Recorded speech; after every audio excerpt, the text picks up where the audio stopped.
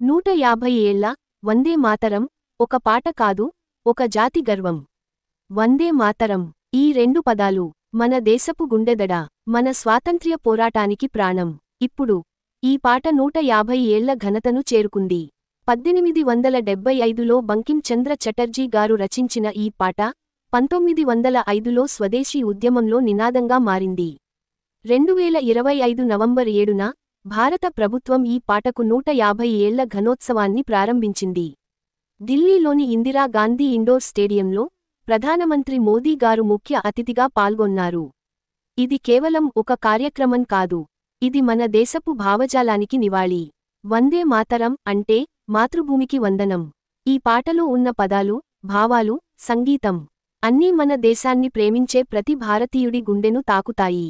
ఈ పాటను 1937లో భారత జాతీయ గీతంగా గుర్తించారు.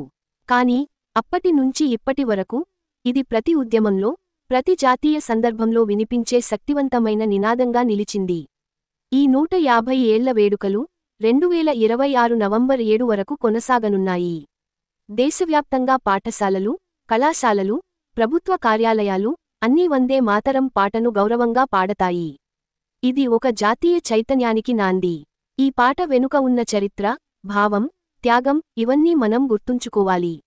ఎందుకంటే ఇది మన దేశపు గర్వం. మన తరం, మన పిల్లలు ఈ పాటను కేవలం పాడటం కాదు, అర్థం చేసుకోవాలి. వందే మాతరం ఇది ఒక పాట కాదు, ఇది ఒక ఉద్యమం, ఇది ఒక భావన, ఇది మన దేశపు గుండెదడ. ఈ 150 ఏళ్ల వందే మాతరం పాట వెనుక ఉన్న చరిత్ర మీకు ఎలా అనిపించింది? మీ అభిప్రాయాలను కామెంట్స్లో పంచుకోండి. మనం కలసి ఈ జాతీయ గీతానికి గౌరవం తెలుపుదాం. సోర్సెస్: సాచి బాట్, ద హిందూ.